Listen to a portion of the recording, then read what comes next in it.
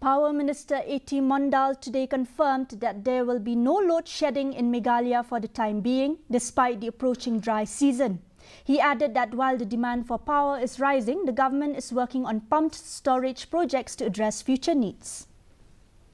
As of now, the power scenario is in a very good position. We are not planning immediately for load shedding, but when situation requires, we'll take a call on that. Our intention is to see that the exam season also passed off without any load shedding. But I will request all our esteemed consumers that this is the season where we can take up major repair works also, because once rainy season will come, it will be difficult to work also. Then renovation work is also on to many substations, upgradation work is on, then changing of poles, conductors, these are there. So if once major substation is under repair, a large area will be affected.